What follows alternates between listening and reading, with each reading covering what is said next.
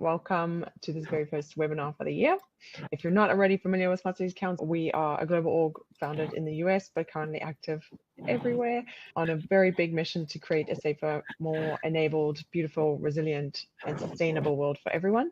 We work with members and partners from public sector, private sector, and academia to provide products and services and solutions to design and deliver and manage safe, smart, sustainable places. We have a couple of speakers today. We're doing quick fire presentations to cover some of the tech that we encourage everyone to keep an eye on for the year. For all participants, if you don't mind popping questions into the chat, we'll do our very best to answer them at the end. But if not, we will be releasing an article post session and we'll answer them all there. Nick, take it away. Thank you, everyone. And thanks for bearing with me while I took a little while to join this morning or this afternoon, depending on where you're located. As is important and customary here in Australia, I'd like to take a moment to acknowledge the traditional owners of the lands on which we're all meeting today and beaming in remotely, and pay my respects to elders past and present, and of course extend that respect to all Aboriginal and Torres Strait Islanders on the call with us today. I'd also like to acknowledge that I'm coming to you from the lands of the Yagara, Jagera and Ugarapul people, which is located just outside of Ipswich in Queensland. I live very close to the historic site of the old Deebing Creek Mission, which at times was a terrible place full of sorry business and stolen generations. And as years have progressed, I hope that it has become more a site of healing and certainly beauty that I see every day as I'm going to and from my office. So with that, I will turn back over to Robyn to introduce our first speaker. And I'm delighted because I will be doing our closing remarks today and taking notes furiously so that I can provide a succinct wrap up for you all. I commend the webinar to you. Have the best time, everyone. Thanks, Nicole. I'm going to ask Rignesh if you can kick things off for us. Rignesh, Soni is joining us from the US. He is going to cover AI-driven urban management, specifically looking at urban infrastructure and mobility. Rignesh, would you like to share your screen? Yeah, sure. Thank you so much, Robyn. It's a pleasure to be here on this platform. I have been associated with Smart City Councils, and now I do work for an association called AITP, and I serve as a president for that company. I also work with a company called SPPlus, now part of Metropolis, working as a director of strategic development for parking and urban infrastructure solutions. Considering the time window I have, I will try to cover the report of what the tech world is looking like going to be in 2025. It's most likely projections coming forward. But as the AI-driven urban infrastructure takes it over, we are trying to make it cities more smarter, infrastructure more resilient and innovative, and urban mobility more future-driven aspect to it. As a part of the introduction, the AI revolutionizing urban infrastructure, I will cover in the upcoming slide, but objective is to enable the smarter, more sustainable cities. Sustainability, I believe, has always been a goal and will continue being a goal as part of the tech enablement. AI coming in and providing more generative features to it, more agentic features to it, would be giving us a more leeway into the upcoming further advancement into the technology. For the traffic optimization, congestion reduction, I think would always be on the top as more commute options are coming up and the technology is taking over. And for the parking solutions, I have been very closely associated with increasing the efficiency of the urban areas. They are what looking like the predictions and the future forecast of the technology landscape is. The key innovations, which I believe, as per the industry understanding, we're going to have for 2025. First, it will start with the AI-powered urban mobility. Real-time traffic management has, I believe, taken over for a lot of cities. For an example, in Pittsburgh, the Carnegie Mellon University has introduced the AI-based traffic signals, where now the congestion has reduced and the efficiency has increased by approximately 40%. That's a huge trend, and other cities are following it. As more smart cities gets into the play, US has more than 20 smart cities coming into the actions where the solutions are being deployed. Those are going to be the real-time insights into the adaptive traffic signals. Moving forward for the predictive navigation system, I believe Google Maps and Waze are doing great. They will keep on innovating to providing more resilient route planning. Uh, as a matter of fact, Google Map itself has saved more than 1.2 million metric tons of CO2 as a part of their global initiatives to provide more optimized route. It will keep on getting better as they understand the predictions and the model starts getting better. It starts generating more inputs, also starts getting more data. Moving forward on the AI-enabled traffic signal management in the bigger cities like Los Angeles, the IRTIS is working on large initiatives where the numerical numbering of the traffic signals, they understand the patterns and try to provide the predictive analytics model. I believe, and the upcoming trends are saying that more cities who are getting congested, they are seeing more people coming into the urbanization. It will keep on increasing the predictive models for providing better resilient traffic management over there. As a part of the smart parking solutions, they will get into the predictive models for better dynamic pricing, providing the availability of the infrastructure, reducing the congestion, providing a better drive time. The companies like SPPlus, Metropolis, they are now into the entire United States. They provide a better solutions on how they can optimize the parking efficiency, better urban infrastructure, and yes, using AI, computer vision technology, better use of the sustainability features like EV charging, availability of the urban mobility systems. Those are getting into the play and they will keep dominating 2020. Another initiative which is getting into the play is getting digital twins. A city like Singapore, they have completely digitized the city to understand the predictions, the models of traffic compute and all, but it's not going to be limited to the cities. It's going to get even deeper into the infrastructure management, into the traffic management, where the authorities would be able to simulate the traffic patterns, simulate the infrastructure requirement patterns, and come up with a better sustainability model. So that's what 2025 predictive models are going to be. Machine learning is going to get deeper into the public services, like the use of the waste management, understanding the what all areas are having a major occupancy, and it will also get into the diversity features where cities, states would know due to the diversity and culture requirements, where there are major use of the public services and where they need to do a better distribution of the system. That's what the key innovations in 2025 is going to look like for the urban infrastructure, where you're planning, you're digitizing, you're organizing, and trying to save major energies, major CO2 utilization, reducing the traffic, increasing the availability. AI, computer vision, machine learning models, those are better into operational planning, is going to get better into the play. What are going to be a little bit of impact we'll see is the AI-enabled augmented public transport routes. That is what is going to come into the play. Computer vision getting deeper into the understanding of the demographics of the user and the other smart mobility features like using scooters, hoverboards, and all that also is now getting into the trend for major cities. For sustainability focus, smart grid utilization, generating revenue from EV infrastructure, that is also going to be a trend on the sustainability feature continuing 2025 and further. The vision for 2025, as we understand AI adoption, I think that's on a very fast track mode right now, and cities are learning better, learning faster, just to ensure that the urban safety is into the play. People are able to travel easy, and sustainability offering by the municipal team or by the cities are being served better.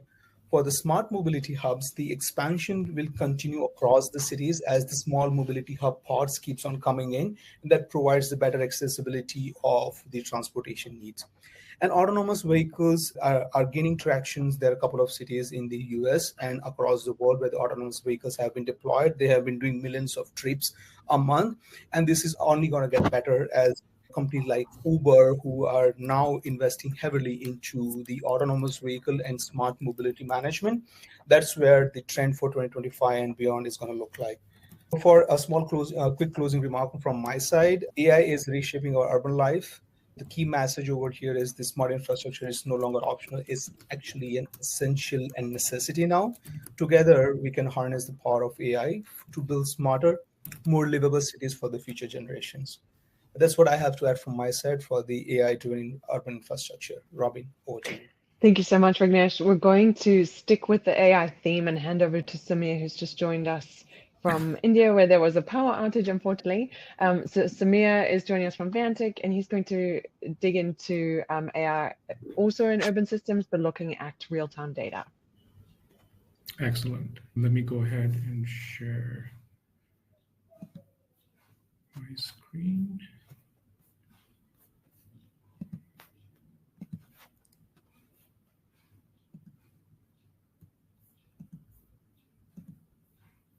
Okay, I think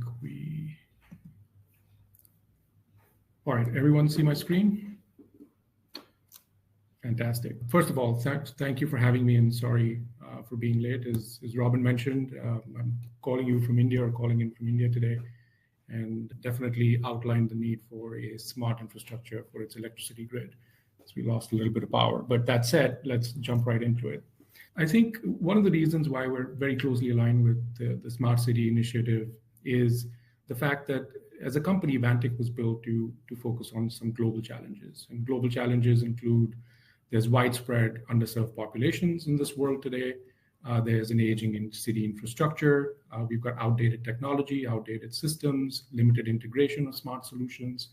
But more importantly, there's also an over-urbanization in metro centers. So whether it's Metro Manila, whether it's cities in India like New Delhi, like Mumbai, but there's also now starting to see a lack of geo-specific solutions. For example, the call that I was on earlier today, where we're talking about smart cities in the Philippines, Philippines has a lot of remote island populations that require potential smart solutions to be able to make sure that they have access to healthcare, they have access to public safety, they have access to public information and government services, even where they live. So the kind of global challenges that we are facing, when you overlay them to Asia, as I like to say, and I'm not sure about how liberal the language is on this call, but APAC's holy yes moment has already arrived, right? If you just look at some of these numbers, and this is in MIT MIT Tech Review paper, if you look at some of these numbers, 70% of the world's most populous cities are in the APAC region.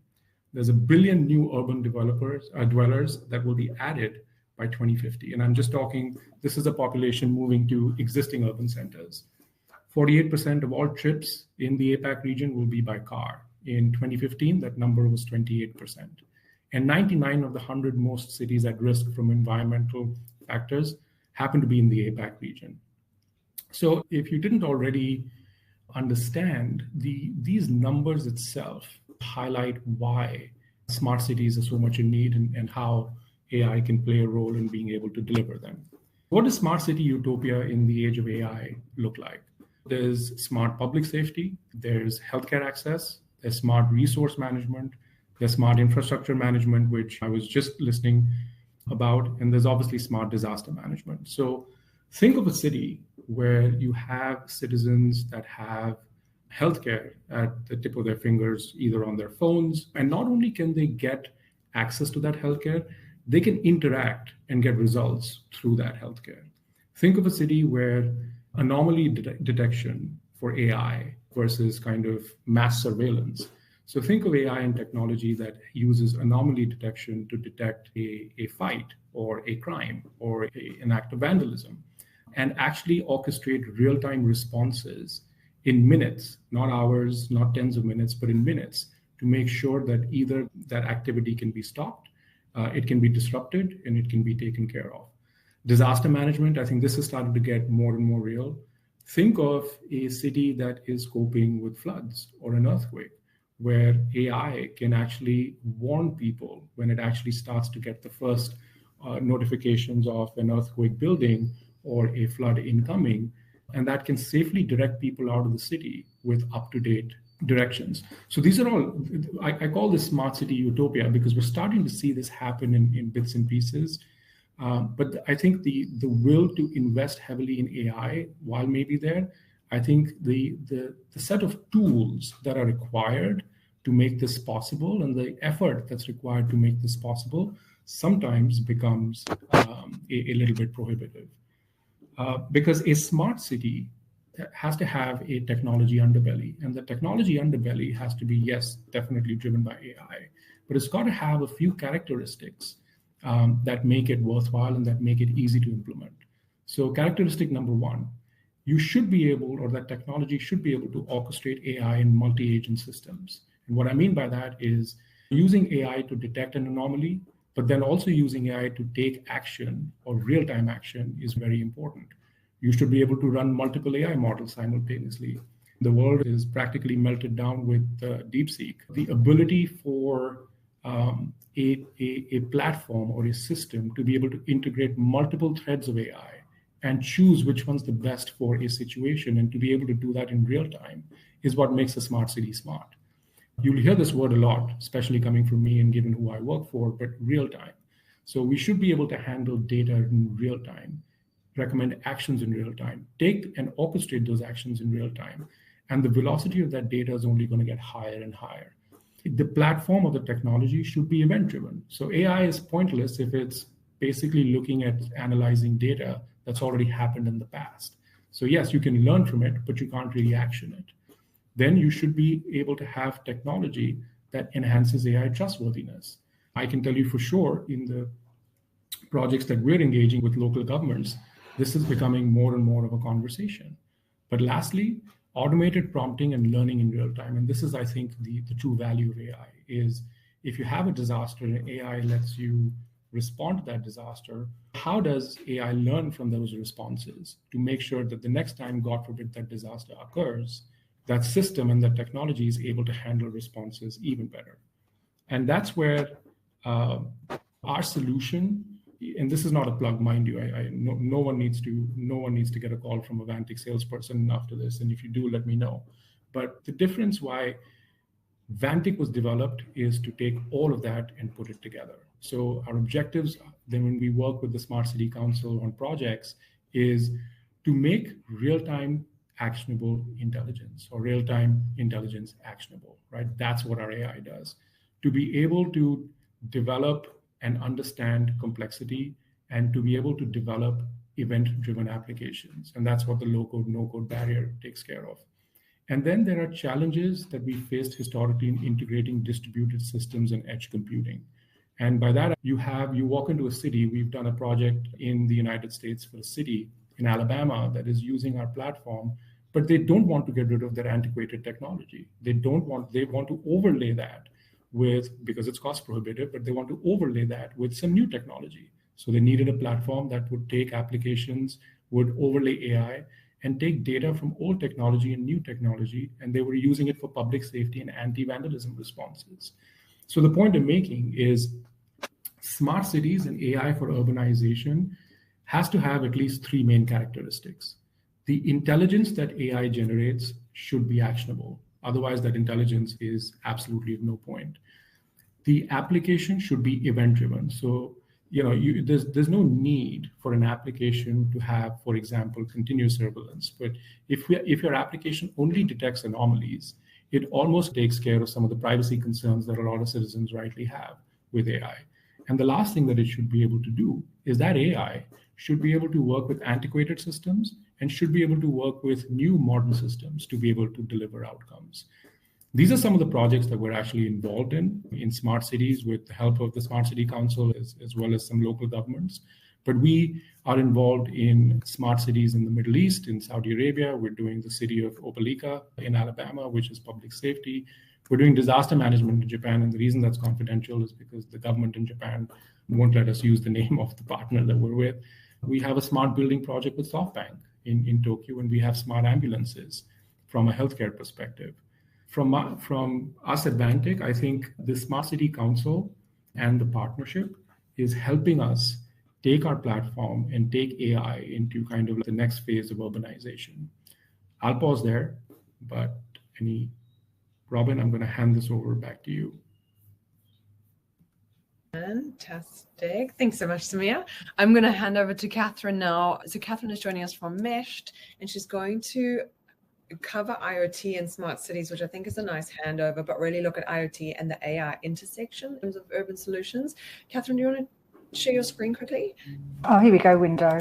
Sorry, let me see what's going on. I have not, what tool are you using? Is this Zoom or which one is it? It's Backstage. It's a bit of a new tool for us. I have a PowerPoint here and it's not, I'll just go to my window and see if it's showing up on my window. So I'll try this again. Anyway, look, I can just talk through it. So I can provide the screens later, if that's okay, because I don't want to hold up the session. Go for it. So look, essentially what I'm going to do is I'm just going to step through a presentation which I gave in the US late last year, and it's all around empowering sustainable cities with the combination of the Internet of Things and AI. And I think what's really important off the back of the Vantiq presentation is to understand that when we're talking, and particularly with the work that we do, we're really at the grassroots level. So the sort of thing that we do in Meshed is we physically deploy the Internet of Things. And the Internet of Things is part of a value chain that leads into processing, which could include artificial intelligence.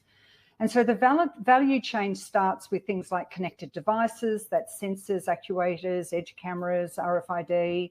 It then moves into the connectivity networks, and there's a whole range of different connectivity networks. And the space that we work in is this LoRaWAN, this low power, long range communication network. And we were the first company in Australia to deploy the Things network right across the country in partnership with, and we've really grown a strong business, not just in smart cities, but also in industrial IoT off the back of that. But we're complementary. Our networks backhaul to cellular or to satellite, and we run in parallel with all of these other networks. Then we move into the application layer, which is what some of the previous speakers have spoken about. And I really love the first speaker about the what's going on in the traffic and mobility space. And of course, with Vantiq now bringing all that information together and applying that into things like public safety. And so we've got all the gamut of cities, buildings, infrastructure, utilities, you name it, that's the application. But where people are spending a lot of time, and of course we've seen the internet blow up with now the discussion around DeepSeek and all of that just of late, is the data management. And I think all too often at the moment in smart cities, we're all jumping to this conclusion of AI. And my presentation is actually going to dispel that a bit, because we're not there yet with AI in smart cities. And I'm going to talk a little bit there about what I mean by that. But in the data management, there's a lot of categories. You've got visualization tools, you've got GIS, you've got digital twins, you have edge processing analytics, you've potentially got AI and machine learning, and they're all different. Yes, they all fit within that data management, and they've all got different features for why people or cities would use it.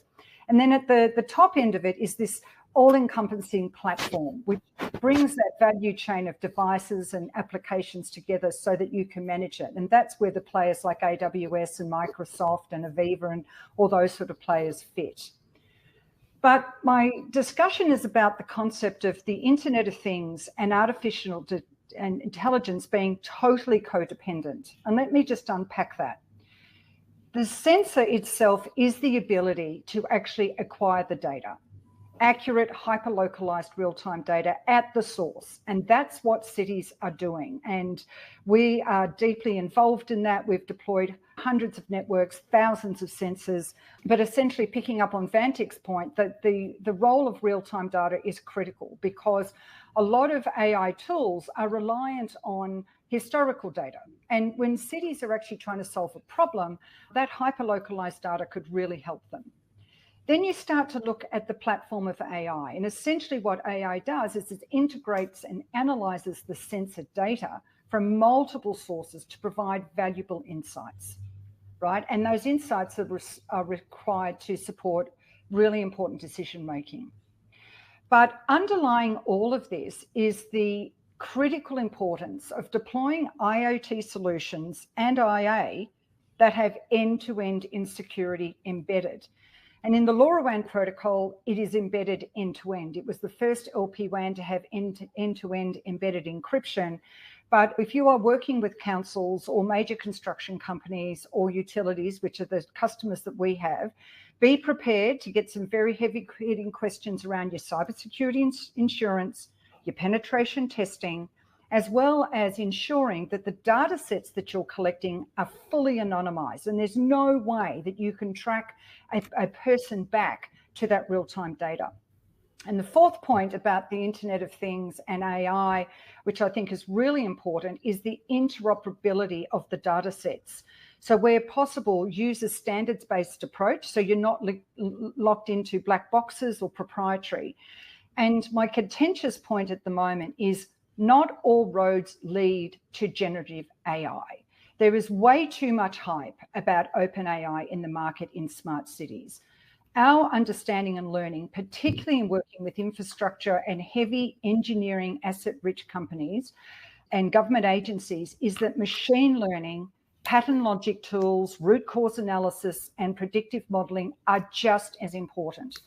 And if you can ingest that real-time data into those tools, then you get the value of that. So I'm just going to close out with some real-life examples. So we were involved in an amazing project with the Victorian government. It was the massive rail recovery, and basically it was called the VRA, and essentially what it was, the ability to put existing rail crossings underground or over bridges to improve traffic congestion. And look, not many people would realise this, particularly in places like the US, you don't have that many track crossings, but in Melbourne, there were hundreds of track crossings. And so what we did is we worked with a smart construction digital twin consortia, and we provided a out-of-the-box solution for the construction industry where they were able to get real-time data on everything pertaining around that construction site. So it include things like hyper-localised weather, air quality, dust and noise levels. We had truck movements, we had GPS trackers in trucks, so that because there were detours and they had to change the way that people were accessing the stations, we had pedestrian counting, and we had things like equipment and vibration monitoring. But let's talk about the AI and the predictive piece. What we did is we put a GPS tracker on the crane jib that was laying the concrete bearing and track slabs.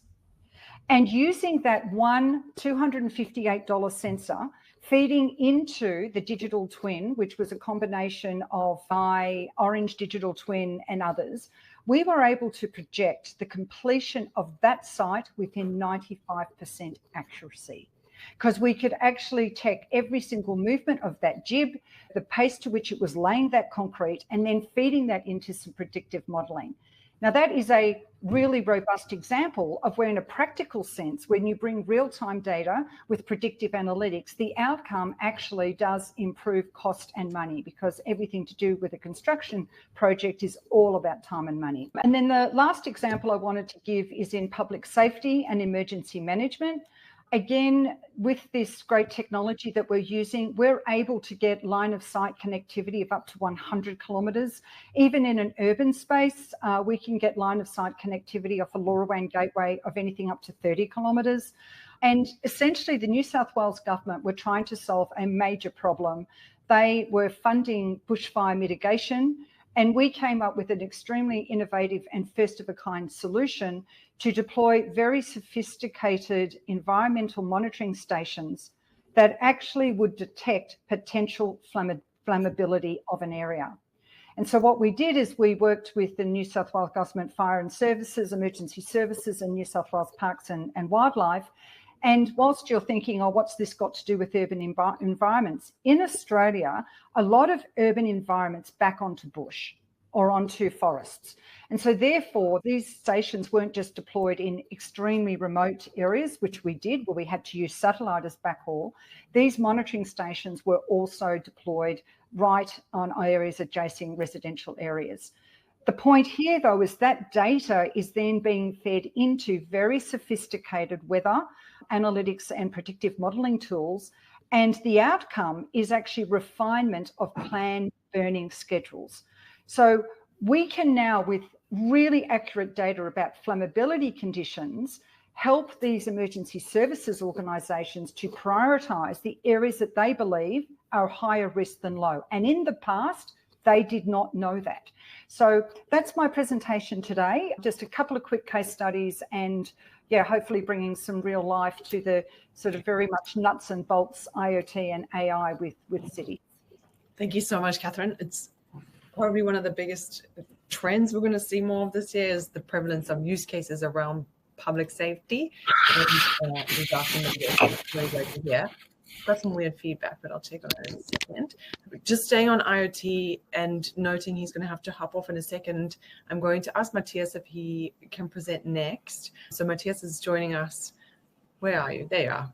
To have a look at air quality and IoT building information citywide. So we're going to do that and then go across to Darren to talk about risk mitigation and threats. Yeah, I'm currently based in the Philippines in a medium-scale city called San Pablo City. So greetings from the Philippines. Fairly early here at the moment, and let me try and as well fix my slides here. Hope you can all see it. This is my daughter when she was a couple of months old. That was 7 years ago. She is 7.5 years now. And I decided to buy myself an indoor air quality monitoring device because I wanted to make sure that we are staying in healthy places. And I wanted to understand how can I make sure that my daughter grows up without being affected by bad indoor air quality. Now, on the left-hand side, you can see a screenshot of my screen. This was in a 5-star hotel, 5 a.m. in the morning. How come that there is a super high carbon dioxide level there of 2,500 ppm, parts per million? We know it used to be 380 ppm for more than 10,000 of years. Now with us humans digging out all the fossil fuels, we've pushed that up to 420 plus, but indoor, it should be below 1,000 to be healthy. So this is in a 5-star hotel, 5 a.m. in the morning. I talked with the facility managers. What is wrong here? What is going on in your hotel? And they were quite apologetic. I knew the guy. He said, oh, don't tell anyone else. You are the first one to find this out. This is, by the way, the power of data, the power of information. He said, please don't tell this to anyone. That's why I'm not mentioning the name of the 5-star hotel, but we are switching off the fresh air supply at night to save electricity. Wow. So their air handling units were not operating, their motors pushing in the fresh air. So the CO2 was going up because we humans, we are breathing in the carbon dioxide, we are breathing in the oxygen, we are breathing out the carbon dioxide. This is the power of data. This is the power of information. But the problem is with a lot of indoor air quality monitoring, people don't understand what this data means. So this was basically one of the triggers that with a couple of my friends, we decided to set up a platform that aggregates indoor air quality data and turns it into a language that people understand, like productivity, physical health, comfort level. How can we actually drive our indoor spaces with maximum employee health and productivity? How can we learn from past problems and actually move forward and optimize this? If we look at the cost of running a business, running a council, running a city, employee costs are often the highest ones. And are we able to compare different locations with one another? When I realized that we are focusing on energy efficiency, on general productivity, but I did a lot of studies on buildings and how buildings, even LEED Platinum certified buildings. I was in such a building in Metro Manila. In the meeting room, the air quality was very bad. Why? Because people had an open system in the whole floor. There was one air supply and one air extraction, but then you introduce partitioning, you have meeting rooms, no fresh air is coming in there. But people don't know this, they don't understand it. And how can we compare buildings with one another, locations with one another? We are talking about stranded assets from a climate perspective. Are we in the future as well going to have stranded assets from a health and productivity perspective? One story, again, from Manila is one of my friends, they built a new building. They basically decided to go all green, all Zen, optimized indoor air quality. They had a full-time nurse employed in the old building. The nurse had about 10 people a day that were coming in from this office building with respiratory problems, headaches. In the new building, the nurse virtually has no more job to do. 1 to 2 people in average. So these things matter, but we don't understand them. We're not able to compare them. We're not able to aggregate them. So I'm just showing you a couple of screenshots here. We have tried to make this comparable. We have tried to make this actionable so that actually we can do interventions where people are more aware, understand. They can use this information for decision making. They can link productivity, employee wellness. When we look at the wider ESG agenda, which traditionally was trying to prevent things to go wrong, now we want to optimize positive impact. A positive impact that can deliver a lot of ROI to councils, to cities, to businesses is employee wellness and productivity.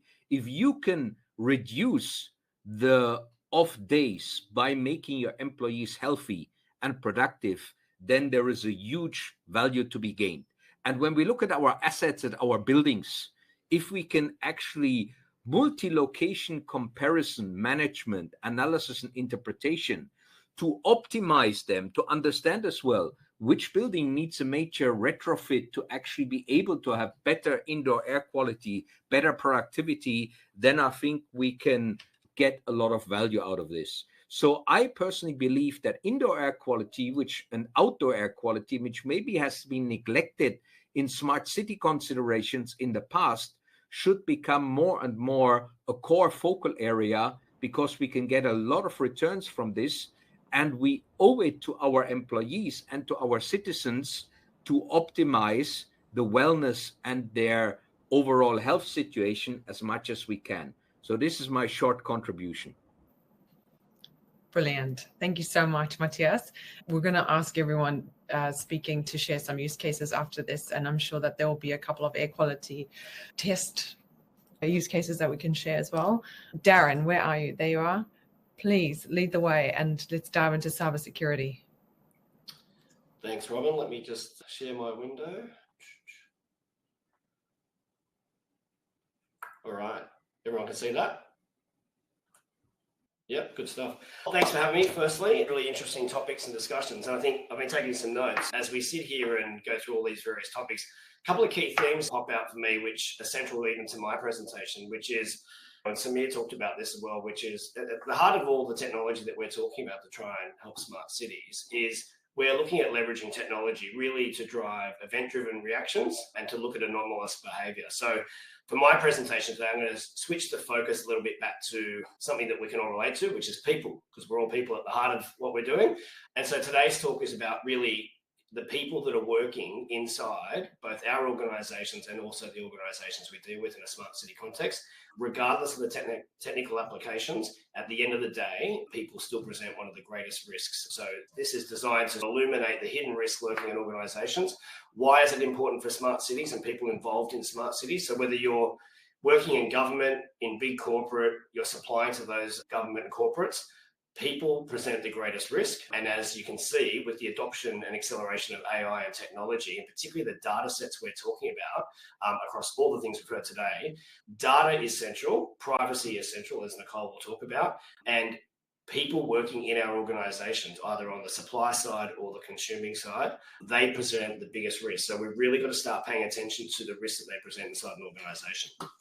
So let's move on. So it's a bit of a heavy topic, but we're going to keep it really high level for everybody. So first of all, what is insider risk? Now, we'll keep it simple. Insider risk is essentially anyone who's working in your organization. It's a trusted insider, such as an employee, a contractor, a supplier, third party, anyone who's got credentialed access to your sensitive information systems. That could be short-term contractors, long-term contractors, suppliers, etc. And when you think about insider risk, there's really two types of things you need to take away, which is there's malicious acts, so people that are doing intentional activities, and there's non-malicious, okay? So that's the accidents, things where we don't follow processes or procedures, we fall victim to a phishing attack and all those kind of things. Everything that we're all susceptible, despite our best efforts. A big focus of this, though, is also focusing on the malicious acts. So this is the bad acts, the intentional acts from people. Theft of company information. Now, at a simple term, this is people taking confidential and proprietary information for their own commercial gain, sharing it with third parties, suppliers. When we think about the context of some of the stats, and particularly around the APAC region, and we think about emerging economies and third world economies, corruption is more prevalent in those economies. State-sponsored spying and foreign hostile state actors is higher. So this is a really prescient risk for people to consider, which is compromising data, compromising IP, and selling it for personal gain, okay? There's out and out fraud. I've got a background as a detective in the police here in Australia. I've worked in the area of internal fraud and corruption for a long time. Fraud is on the rise, it is prevalent, and so is corruption. Now, let's just talk a little bit at the size of the risk for everyone so they understand that this is not some sort of James Bond movie or a Jack Ryan movie. This is real. 85% of data breaches often involve a trusted insider being part of that. So whether they're working by themselves as an aggrieved or vengeful person, or they're involved with a third party or colluding, 85% of them. The longer it takes to detect an insider risk event, obviously the more it costs. So around $16 million was the average annual cost from a 2023 report. Two really important stats that I think everyone needs to focus on, and I would, without anyone incriminating themselves, perhaps some of us on this call have done this as well. 15% of departing employees take sensitive intellectual property with them when they leave their organization. Now, whether that's because they don't think it's a breach or a criminal act, or they're doing it because they're setting up a competing business, or perhaps they've gone and worked with another supplier. Okay, so from a smart cities context, very important to think about the business plans we develop, the proprietary data. Catherine talked about working with government and cybersecurity and IT security assessments. They are no joke. They're only getting worse. And I figure in the next 12 months particularly, you're going to start seeing those governments and councils and larger enterprises really up their focus and start changing some questions around what suppliers are doing for insider risk. There's a piece of legislation in Australia called the SOCI Act, SOCI, the Security of Critical Information Industry, that is designed to mandate that energy suppliers and a whole range of industries up their game, not only on cyber, but also on insider risk. More of a worry, but less threatening is 76% take some kind of non-proprietary information. So they take a template, they say an SOP, they take a document. So not necessarily IP in terms of confidential customer data or something like that, but they still take something out of the organization. You can see that it takes 86 days to contain on average. And as I mentioned, there is a rise of collusion with third-party or state-sponsored actors from hostile nations. And this is happening everywhere, not just in Australia or APAC region, but elsewhere. Here's a bit of a flavour. I won't delve into them, but you only have to Google a couple of words around insider risk or state-sponsored spying, and you will find plenty of examples where data has been leaked to third parties. On a simple term, this is suppliers co-opting with an internal employee and getting confidential information around bid rigging, supplier panels, pricing, all the way through to understanding the specs on proprietary information and software and other technologies. Let's switch a little bit. So what's the current approach that most organizations, if they're doing anything, which big ones are, but arguably little ones aren't, the current approach is really a little bit disparate. And I phrase it as it's a technical solution. Often it's considered as an IT risk. So what I mean by that is most organizations have, for many years now, deployed various IT solutions to try and combat the theft or exfiltration of information. So things like DLP, which means data loss prevention, most people will be familiar with that. What that does is essentially collects a log when a file or a piece of information or a data log leaves the organization. The challenge with these is they're event driven, which is great, but you only know about it at the time that it occurs. Okay. And what we're going to talk about here with data and intelligence and AI is how do we shift the needle, or as the military like to say, how do we go from right of boom, which is when the incidents occurred or the explosions happened in a military context, how do we turn to left of boom? How do we start understanding what the anomaly is and the behaviors that leads up to that event? So historically, it's been a disparate IT solution. It's owned by the IT department. It doesn't have visibility at the leadership level. It hasn't got any mandate across the organization on the risk register. And over time, they've just cobbled together different IT solutions. The biggest challenge is they're not looking at it as a people issue. They're looking at it as an IT issue. The growing groundswell and where we're trying to champion this is we've got to take a step back from this and realize it's a people issue. And we talk about culture, we talk about values. You need a technical and a non-technical solution to this. There's a bit of a crazy model there that Deloitte put up, but what we're looking at here is taking that and shifting the needle away from just plugging the gap with an IT solution every time. Does IT have a role to play? Absolutely. And there is new and leading technology that we're working with that Samir's kind of indicated on, where you aggregate anomalous behavior. You're looking at indicators and changes and patterns in people's behavior. So an example I'll use is your employee or an employee working in a government agency, they start harvesting information on their laptop. So they will do things like accessing files they don't ordinarily access. They might download it to their local machine. They might change the file type or the file name. They then do some other things where they're looking on a recruitment website. What this advanced behavioral monitoring software does, it's looking at those factors and putting it together from a risk perspective, and it's going, here's a bit of anomalous behavior. Darren is doing something risky. And what we're trying to do is look at that and intercept that behavior and either correct it through education or stop it in its tracks before the events occurred.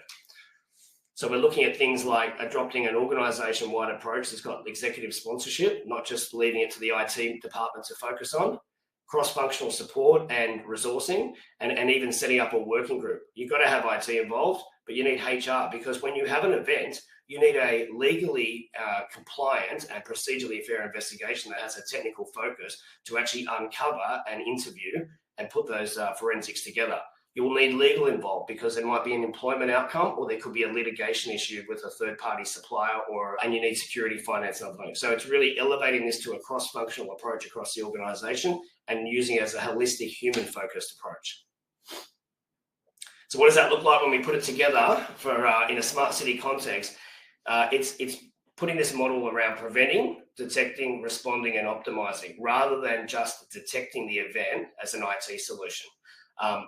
For a smart cities context, if you're going to be supplying to big government, you're going to be supplying to big corporate, you're going to have to start thinking about how you are combining physical security with IT security. And when those two things merge and you adopt an insider risk program, that's where you'll start understanding the behaviors and the anomalies of your workforce. Some examples, if we're going to use some case studies, is the software that we're partnered with a third party on that leads the way in this. When they do a proof of concept, they do it for free and we drop it into an organization and it runs for 30 days.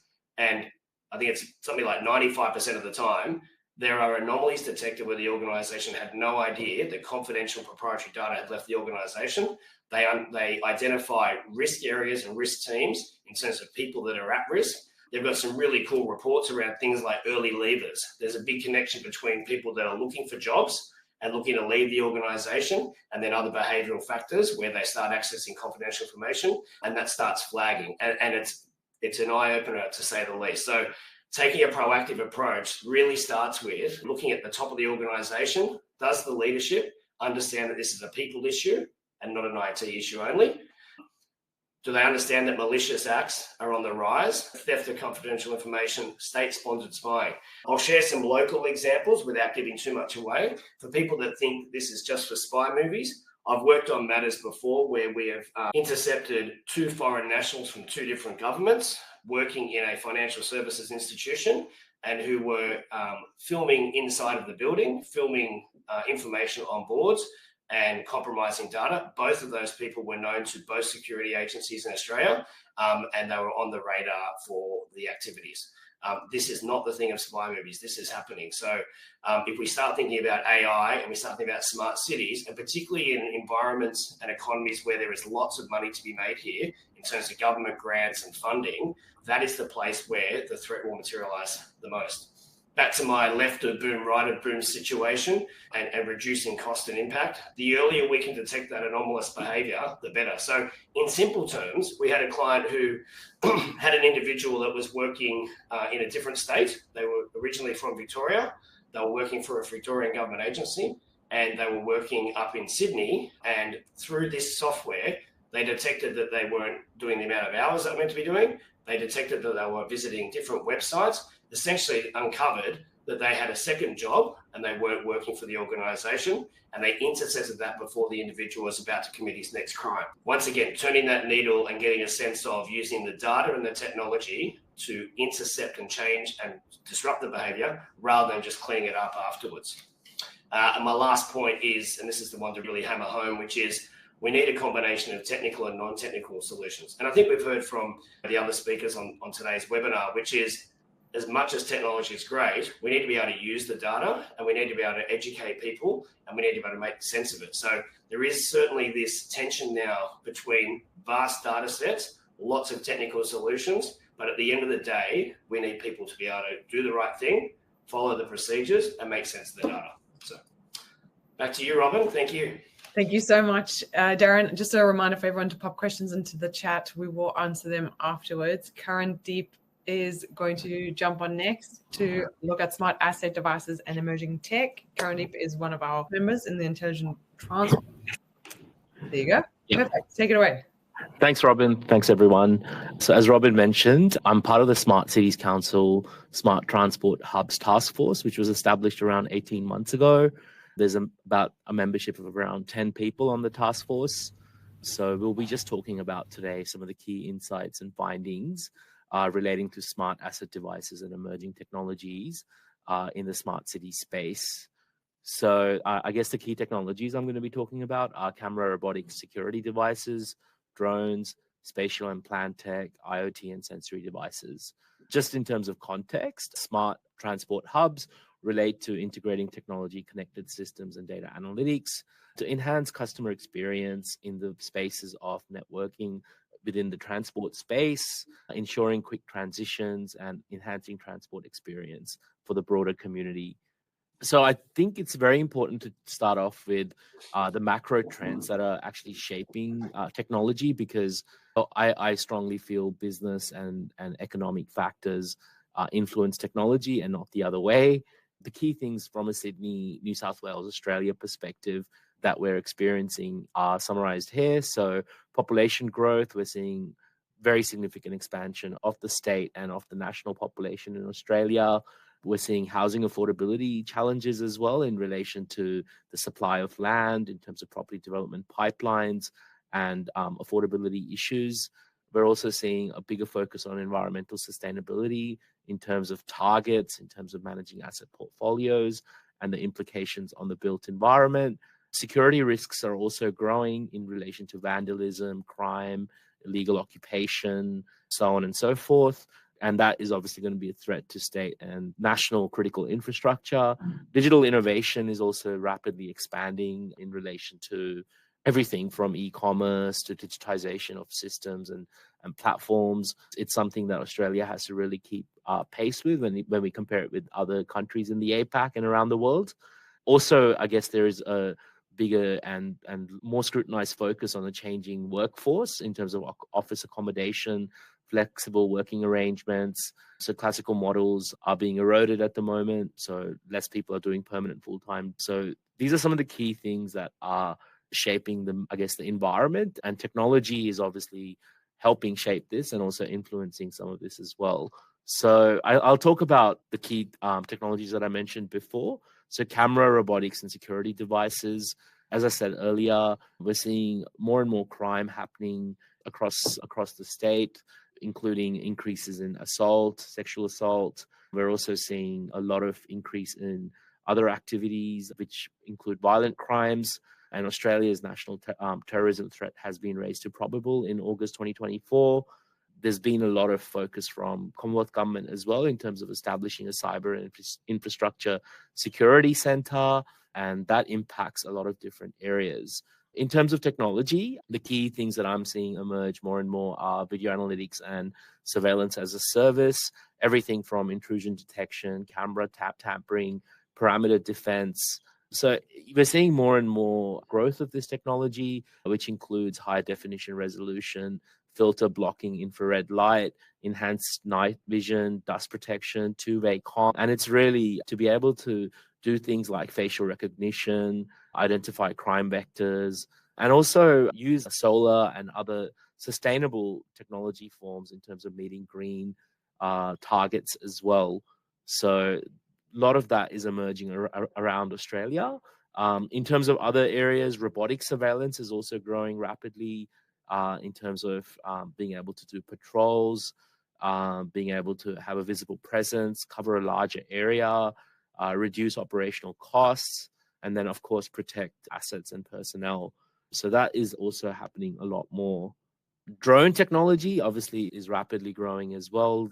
Robotic aircraft deployed across different assets. And really, there's a lot of innovation and uptake happening here. Everything from being able to reach hard to reach places, heavily vegetated and contaminated properties, also properties that are undergoing maintenance activities, being able to actually do things like weeds management and agricultural requirements, mapping trees, terrain, vegetation. Drone technologies is being very rapidly being deployed.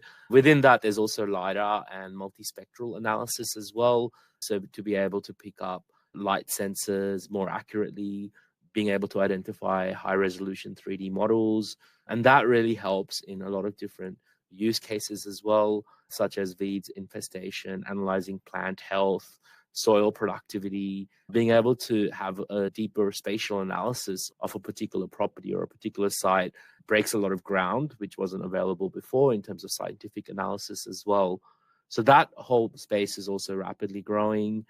Spatial and plan tech as well. Plan tech is planning technology. So that's using cutting edge digital tools, and really a lot of government agencies, a lot of other agencies as well, making land use planning decisions, things relating to climate resilience, housing affordability, delivery of major infrastructure programs through a lot of this available technology. So BIM models are obviously rapidly growing as well in relation to being able to look at construction sites, being able to understand communication flow within the different providers like architects, engineers, and then being able to model the entire construction element as well.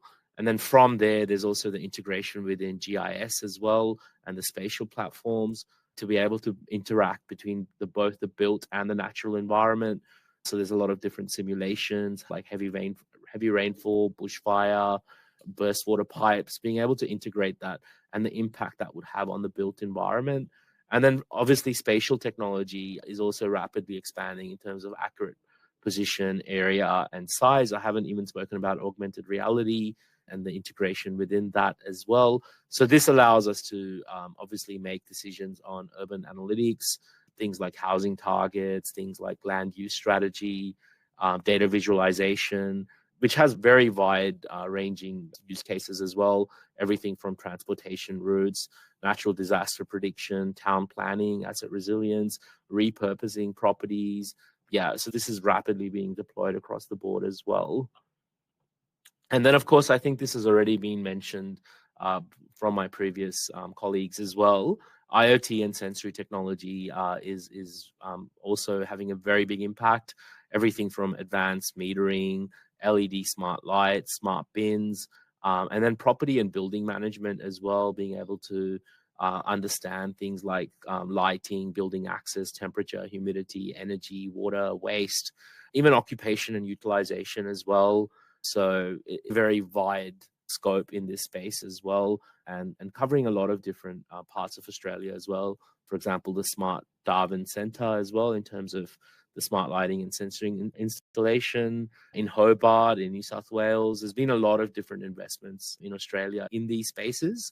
And just as an example of that, the IoT technology that's used in homes, for instance, now, this is from IBM Services, the cognitive property model, everything from mold detection to heating to environment to social and concierge services can all be done through sensors, which is amazing and has very wide-reaching consequences as well.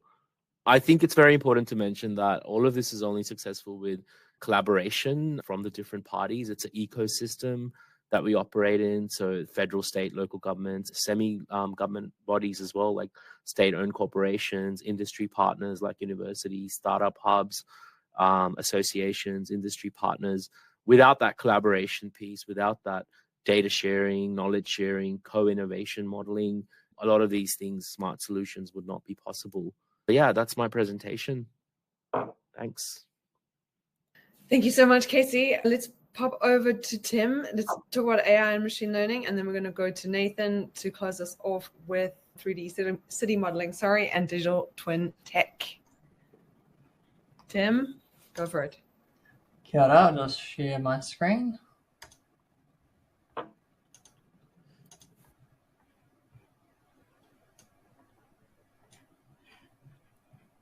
Cool. Can you see that okay? Yep, great. Kia ora koutou, my name is Tim Young. I'm from Hamilton in New Zealand. Smart Access Navigation is an app we've designed to make it easier for disabled people, older people and young families to plan a safe journey. Another way.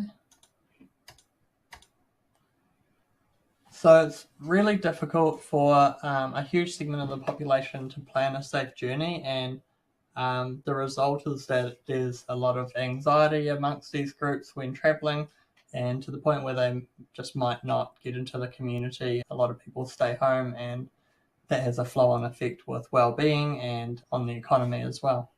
This was designed by disabled people. Basically, our navigation system suggests the easiest routes for disabled people, like with specific mobility impairments, to plan into safe journeys. You can say where you want to go from, where you want to go to, what your accessibility need is from these presets, and you'll get the best route based on your needs. Or as you can see on the right-hand side of the screen, you can fully customize your navigation weighting so you get a fully customized experience for your needs. We also provide step-by-step audio navigation for blind people so they can know what barriers and obstacles might be coming up.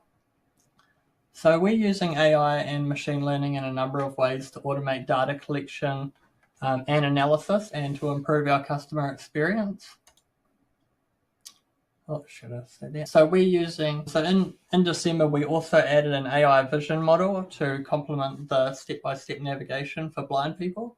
So they can wear their smart glasses or hold their phone up, and it will read what barriers are nearby or coming up to get more context of the environment. And that's a great feature because it works even where we don't have any data yet. So that's a basic API from these big companies, but we've been able to fine-tune it for our needs.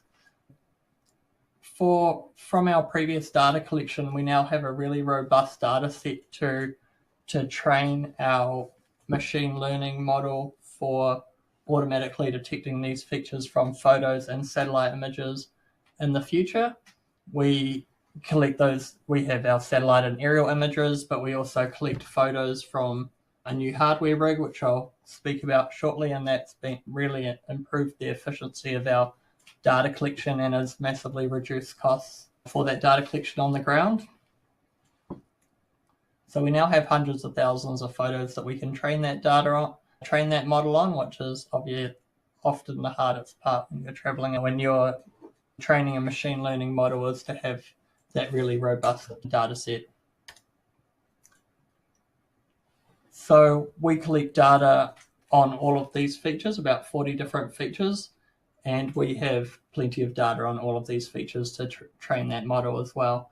That includes footpaths, playgrounds, cycle lanes, rubbish bins, curb ramps, public toilets.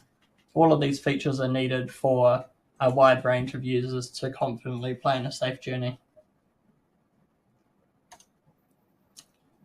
So we also have developed a web app that makes it really easy to train our machine learning model. So it incorporates data from the hardware rig, the photos on the ground, the satellite or aerial images, and it means we can train two different models simultaneously.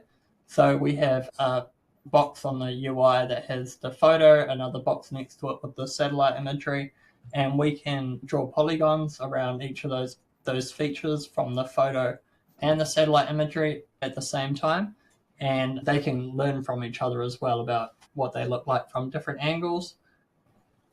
And we will soon, we're doing that in iterations. You use a previous model to help predict the next features so that we can increase the speed in which we identify these features. So the machine learning says, is this a cycle lane? Is this a traffic light? And we say yes or no. And as we do that more and we have more and more iterations of that, the idea is that hopefully this year we'll mainly just have a human looped in for quality assurance. Brilliant. As mentioned, we also have developed a hardware rig that makes the data collection way cheaper and way easier to collect on the ground. That was our biggest barrier, is the cost to train humans and all of the human error that comes along with that, and all of the human difficulties of managing staff. Now you can have a hardware rig that you can drag around the city in a quarter of the time, and we can use all that data for our training purposes, and just makes it much cheaper for local governments.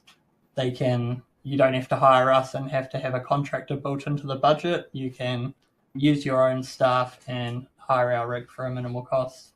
We're also researching how to incorporate a large language model for interactive navigation assistance, so users can talk to the navigation about which barriers are coming up, which might be around the corner.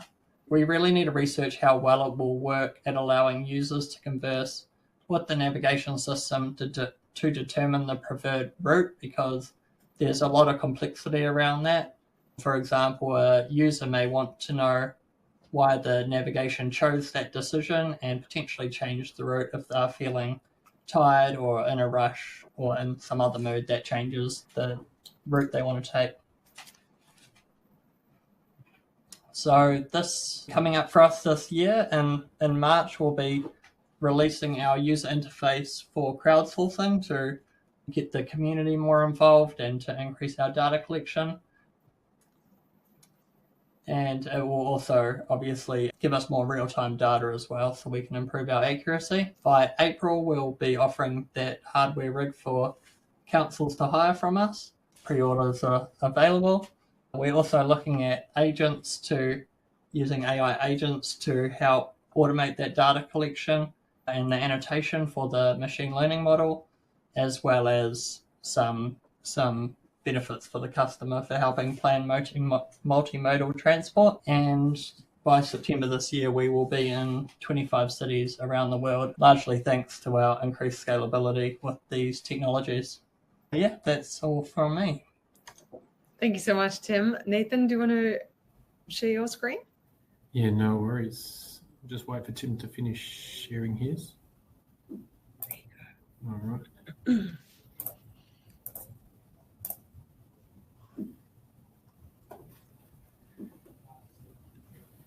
All right.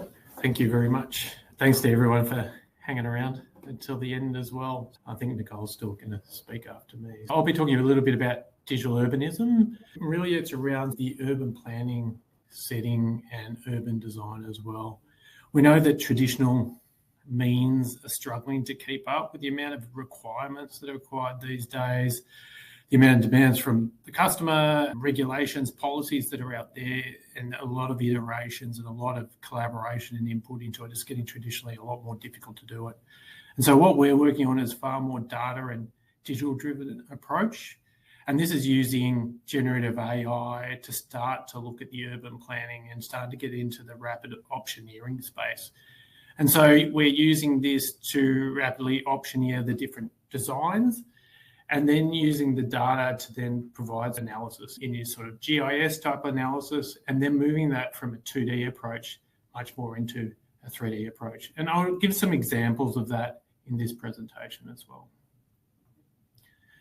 So part of this is being able to quickly generate those 3D renders. So you've got a typical sort of 3D design of a property, and you can use those libraries to pre-populate those. So when you use generative AI to create your lot layouts, when you're designing your master plan, you can then quickly populate these and you can start to get a look and feel for it.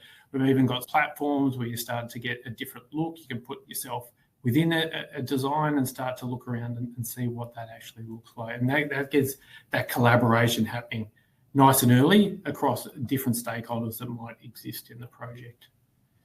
When you've got that sort of design, you can start to look at the compliance sort of area, and rules of code has been around for quite a while, but you're trying to get those policy and regulations back into rules around those design. You can start to look at compliance and where areas comply with a particular design and where they don't, where there are, you can start to get that analysis back quite quickly and then adjust that and then feed that back through the process using generative AI and part of this feedback. And this is keeping a bit of humans in the loop too, that AI won't serve all your answers, but you can start to do the analysis a lot faster and getting to that ideal state for improved outcomes.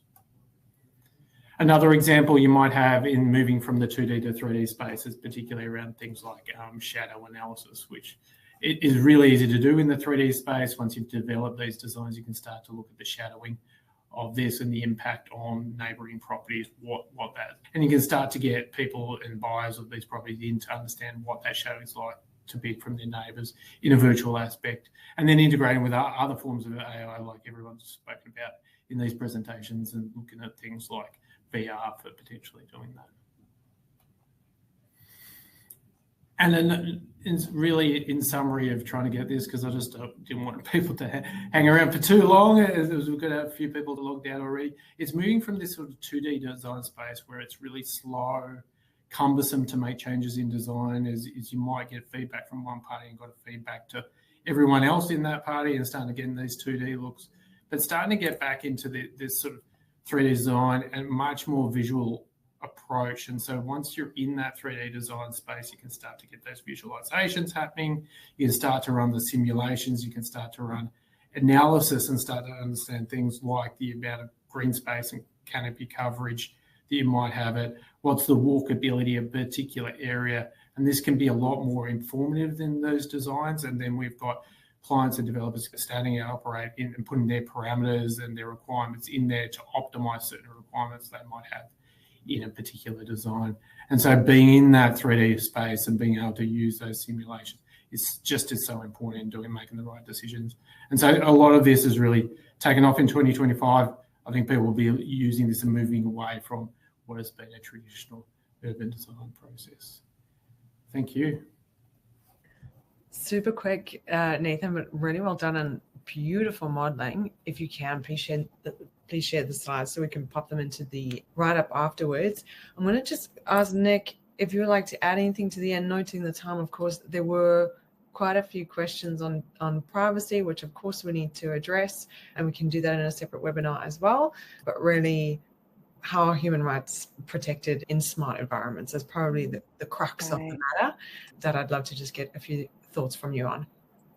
Yeah, look, so I did take note of the questions in relation to privacy, and I'm grateful for them because I, as a global thought leader in relation to privacy in our smart cities context, I think it's really important to always temper our enthusiasm about technology with a clear understanding of privacy and other human rights, as well as some of the considerations that support those things like information security, good risk management, and good decision making.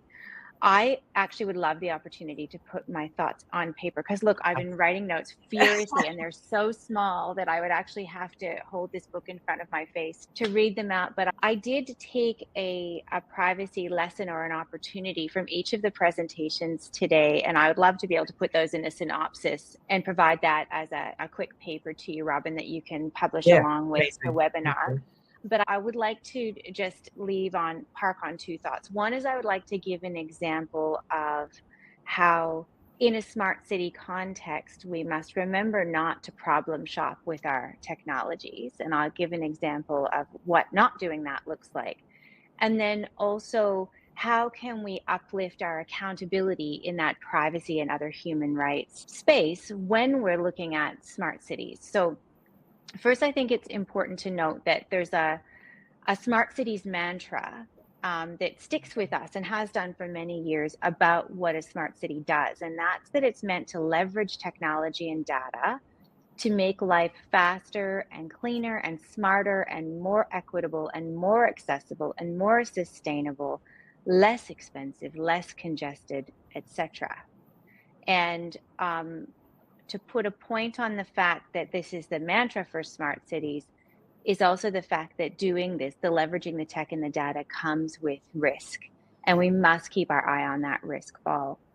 And to the point of not all problems requiring a tech solution, I actually had the opportunity to visit a new township in New South Wales, probably about 18 months ago or 2 years ago. And if we think about one of the smart cities mantras about public safety, to increase safety or to reduce mess and waste and garbage, right? Say these are our two things that we wanted our township to do. there is a temptation to look to technology to solve that for us first, right? With things like your tech-enabled garbage cans, or your garbage trucks that have cameras running behind them, or CCTV poles that gather all sorts of kinds of information on all the neighborhood street corners. But this smart township actually did things differently. The way they organized the township, they created streets where houses were kind of close together, like your New York style brownstones, with giant laneways in the back. But in each laneway was something called a Fonzie suite, which is, if any of you ever watched Happy Days, I'm aging myself now, but if any of you ever watched Happy Days while you were growing up, you would know that Fonzie was a character that lived above the garage. Well, a Fonzie suite is an apartment that's above a garage that belongs to the house behind it, where the suite has visibility over the whole driveway area. One of the reasons they created the Fonzie suite was to ensure that people weren't populating the back alleys with all their garbage, that they were putting them in the appropriate receptacles, because somebody had to use the stairs at the back of the house to access their Fonzie suite. The other thing they did was to reduce the need for any kind of surveillance at all, really, because the person living in the garage above the laneway had direct visibility of what was happening in the laneway, and had a button inside their apartment, which was a direct hotline to the police if they were witnessing any kind of theft or criminal activity. Now, these are honestly really low-tech solutions for some big public problems that we have. So I just wanted to give that example, as tech solutionism isn't always the solution. Now, my comments around accountability are as follows, and again, I'll put them in the paper.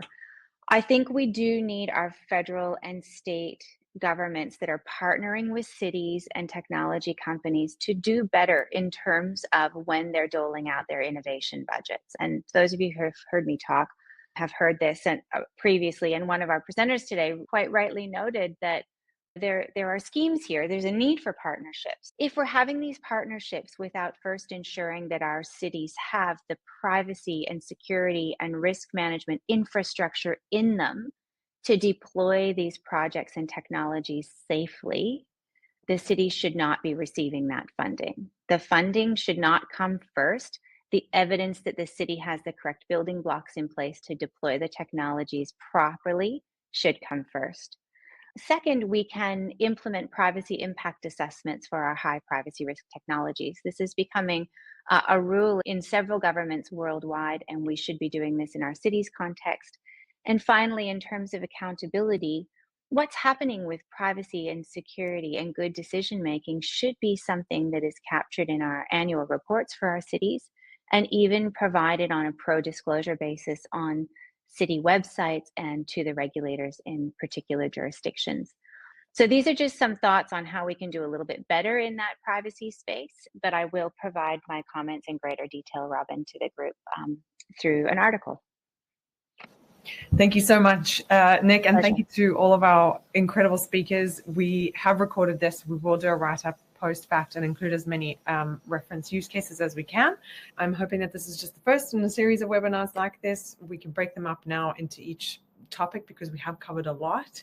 But thank you so much for everyone that stuck around and joined us here and in the other window. I look forward to seeing you all online again soon. Thank you, everybody.